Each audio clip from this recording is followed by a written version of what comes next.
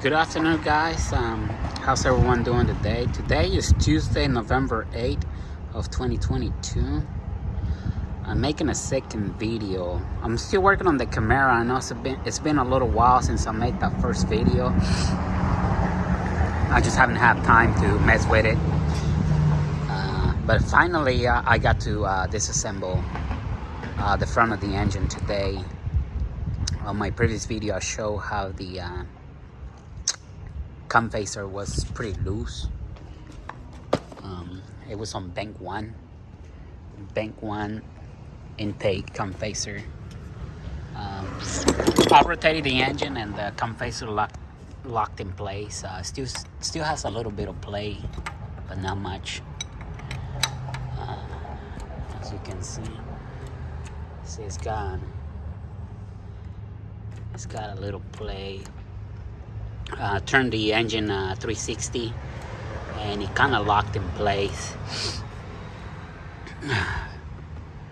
And like I was showing on the other ones, they don't have that much movement. Let me see if I can do it on the other side.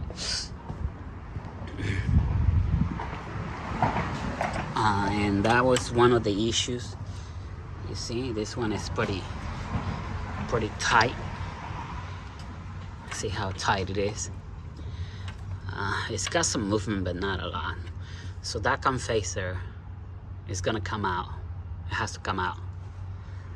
And I already ordered my new campphasers. I'm gonna put 4 new campphasers. And I want to point out the position of them. They all look the same. They all 4 look the same, but they're not the same. So you got to be careful when you're putting this back together. As you can see, this one has the L for the left, and over here it says intake. So this is gonna be left intake, and this one has the R for right intake. And if you're looking at the engine, this is how they're gonna go. These are your 2 intakes, and this is gonna be your exhaust right here. So you wanna be careful. You wanna be careful because you don't wanna put this in here, and you don't wanna put this in here. If you do that, you're gonna run into some more issues. So you gotta make sure that you put the R on the right side, and the L on the left side. Intake. These 2 don't matter. You can put this in here, you can put this in here. It doesn't matter. Those are the exhaust campphasers. But the intakes, you gotta make sure you get them right. These are the part numbers. This is gonna be the 917-274. This is the exhaust, and this is the 916. I don't know why my phone is acting up. 916946, and this is gonna be right side intake. And this other one is 918-187. This is gonna be left intake. And this other one is gonna be 917-274. And like I say, these are the same. You can put it on either side. It doesn't really matter. Just be careful when you're putting all this together. Otherwise, you're gonna create more problems than what you already have. So I'm making the second video. I wish I could record the work, but I only have my phone right now. I'm gonna get me a camera and a tripod and try to make better videos to where you guys can see what I'm doing, you know. But for right now, I'm just gonna show you and explain what I'm doing and what I'm gonna do and how I'm gonna fix this problem. And I want to mention to Alacranji on my he commented on my previous video, and he told me that he's got some issues with the same car,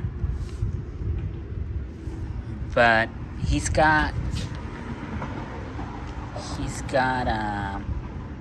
I know he's got the p0016, p0017, p0018, p0019, p0008, p0009.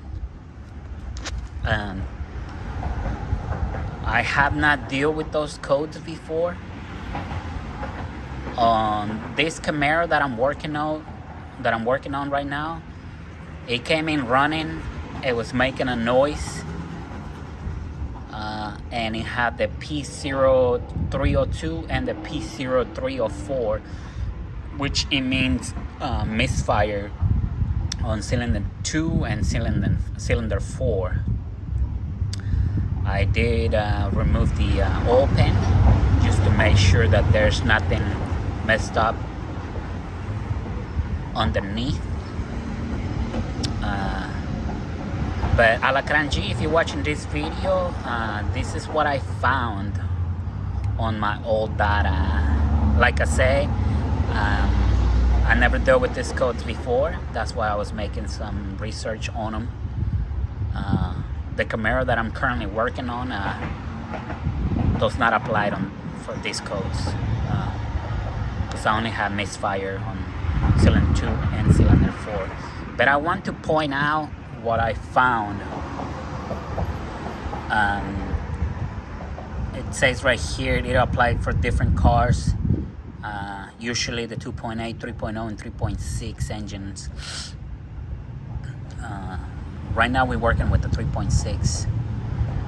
So it says right here, the PI was suppressed to update models and model years. Please discard. Well, that's not important. The following diagnosis might be helpful if the vehicle exhibits the symptoms described in this PI. Condition, concern, and it tells you engines might exhibit 2 or more of the following DTCs. So if you're having these DTCs right here that I just mentioned, this is what may be causing the problem. It says right here, Alacranji, this is what I was trying to send you on the comments, but I couldn't send you the pictures. Try to send you the information. There might be on the comments, but the pictures did not load it. They did not come up. So it says, if the above concern is present, check for loose timing chains or tensioners. If after the following SI diagnostic the root cause is not found, the following may be helpful. It says the reluctor for the crankshaft sensor pressed on the crankshaft may have moved. Refer to attach photograph for exact location. The reluctor on the crankshaft, it is pressed and it could move. It says right here, it is possible in some applications to view this with the bore scope through the crank sensor hole without removing the oil pan. I did remove the oil pan on this 2010 Chevrolet Camaro, but that's for a different purpose, and I'm gonna show it to you in a little bit. If the reluctor has moved, then replace the crankshaft. In order to replace your crankshaft, you have to pretty much disassemble the whole engine. But over here it shows you, as you can see, the reluctor wheel, and it says, God, I don't know why my phone is acting like that. Number 1, it says right here, number 1 equals the actual measurement of the good reluctor wheel. So that's how your reluctor wheel is supposed to look like. It says 25 to 26 millimeters. This measurement is from the end of the machine surface of the crankshaft throw to the edge of the open space in the reluctor, approximately 3.5 teeth. So it's approximately 3.5 teeth. And on this picture right here, it shows you a bad reluctor wheel on the left hand side and a good reluctor wheel on the right hand side. 2 and 3 show good reluctor next to a bad reluctor. So that's what it's supposed to look like. And over here it shows you a bad reluctor.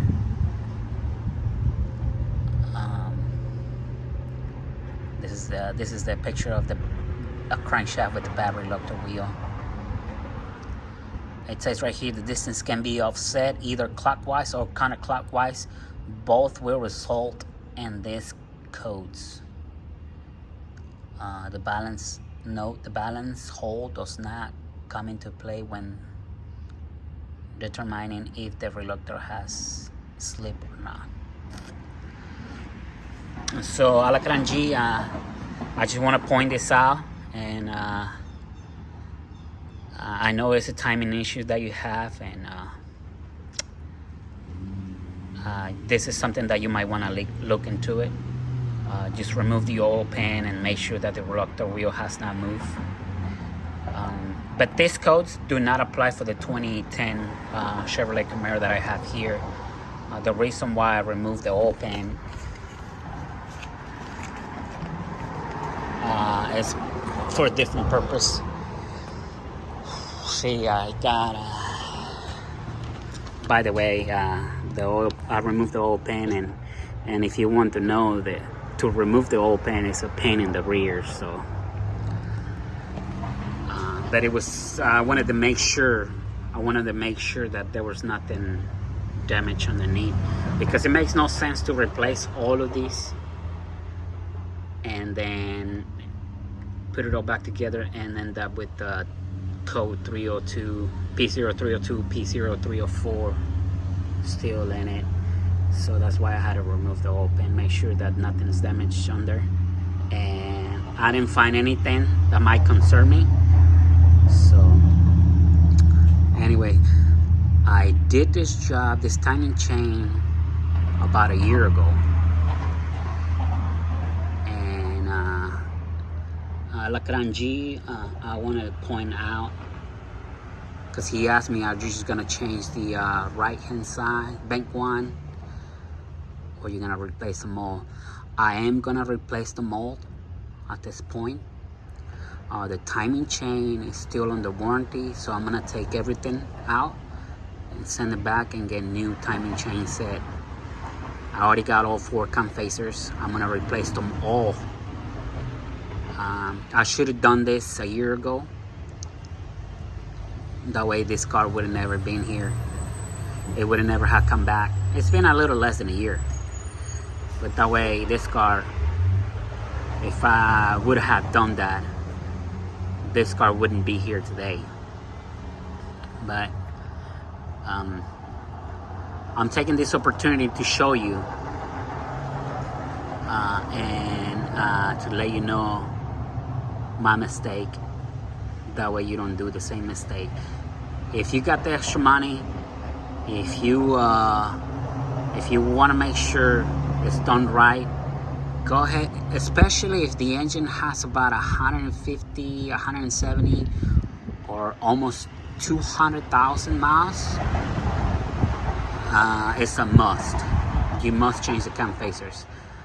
This is the 3rd time I'm doing it, and they don't seem bad at the beginning. You can't even tell that they're bad. So once you put everything back together and drive it for a while, then you're gonna start noticing a misfire or timing chain code or whatever. But once they go bad, the engine is gonna misfire, and no matter what you do, you're not gonna get rid of the misfire until you change them. So if you're doing a timing chain job and your car has over 170,000 miles, it's a good idea to go ahead and replace them all. And that way you save yourself from tearing down the engine again and doing the job over again. Because trust me, this is a job that you don't want to do twice. So Alakranji, on the service bulletin, they're talking about the reluctor wheel. Let me grab this right quick.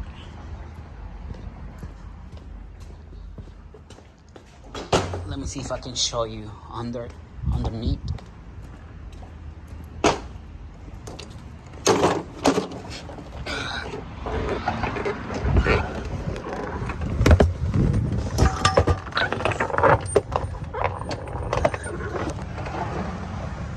Yeah, this is what they're talking about.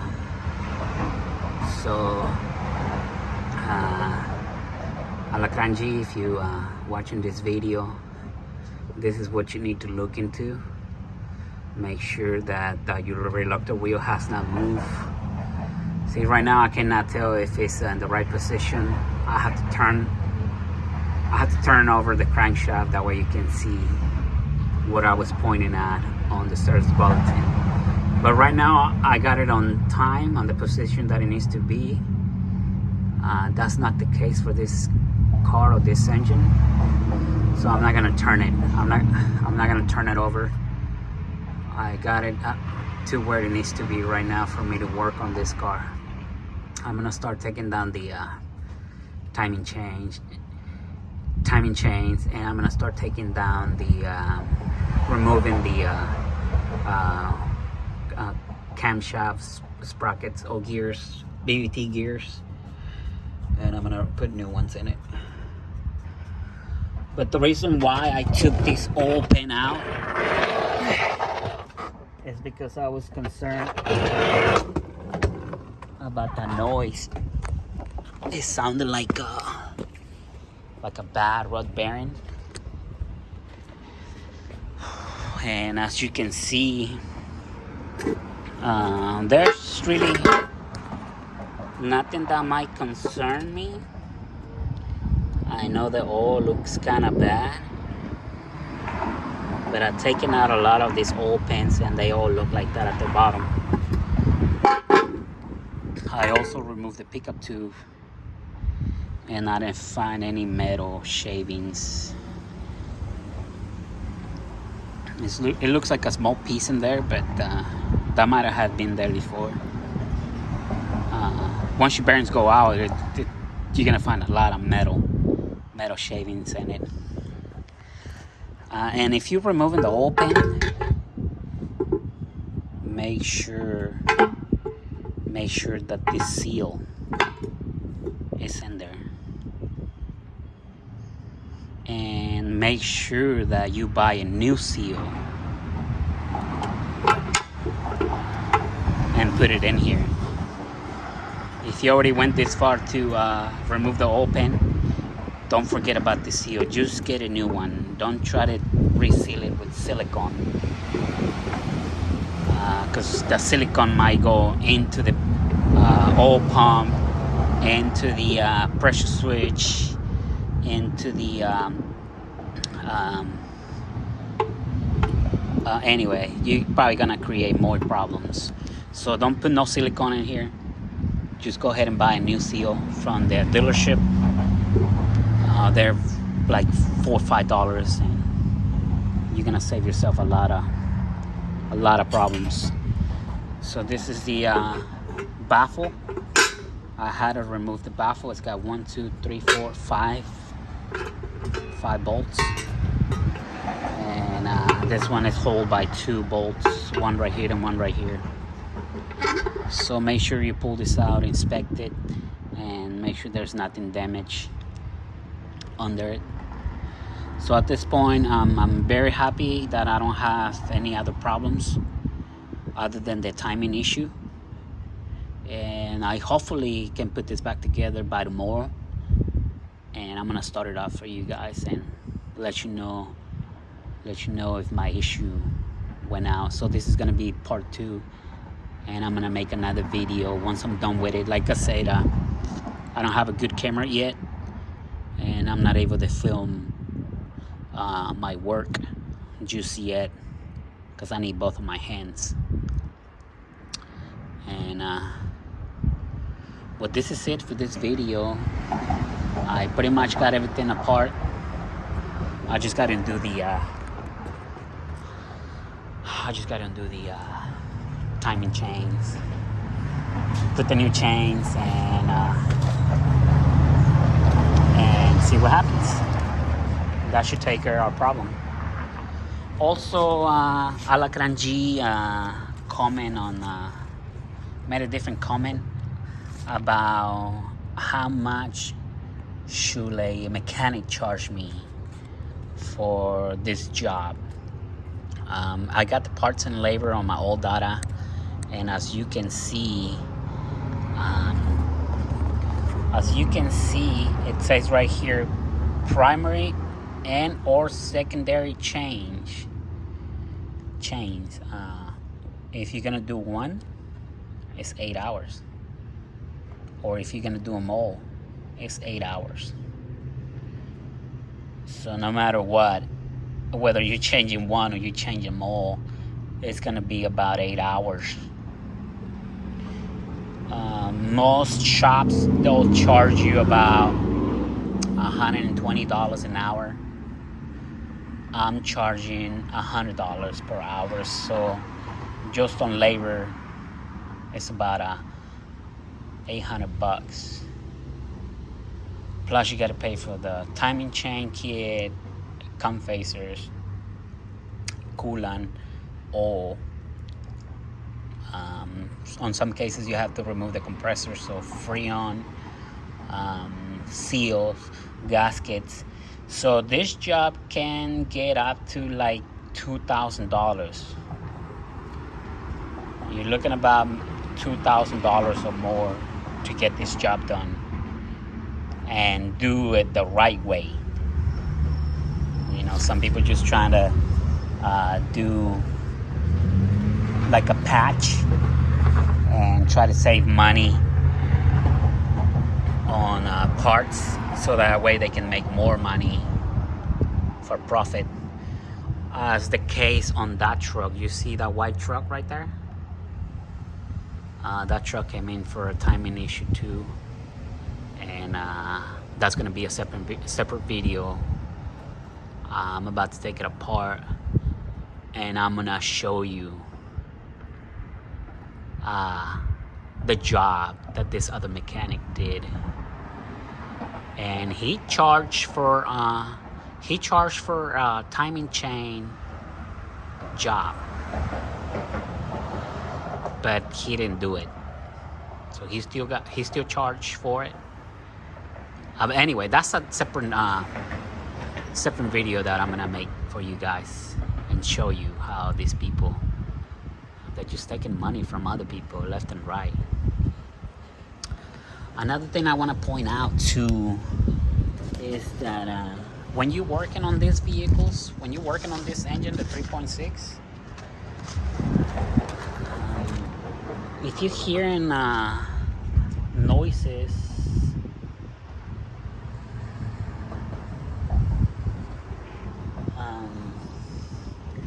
and you suspect that there's something going on underneath, what you can do is, before you start taking it apart, you can remove the solenoids. Usually if your bearings went bad, the screens right here, they're gonna be full of metal shavings. So this is a good sign. I pulled them out, and as you can see, they're clean. They're clean. This is gonna help you with your diagnosis. See, these are for the left bank. They're pretty clean. They don't have metal shavings. And for the right side bank, same thing. No metal shavings. If you're taking this engine apart and you pull this out and it's full of metal, then most likely you have a problem underneath. Also what I did, I removed the oil filter, because normally when these engines go bad, you're gonna find a lot of metal trap in between. So this filter is pretty clean. Even though I'm seeing all this evidence, I decided to go ahead and pull out the oil pan just to be in the safe side. I don't want to have to pull this engine again, or I don't want to have to redo the timing or do all this work and find out that there's a bad bearing underneath. All of this work is gonna be. If you're wondering what I'm looking at, this is a transmission. So you can see I'm doing a 2008 Acadia.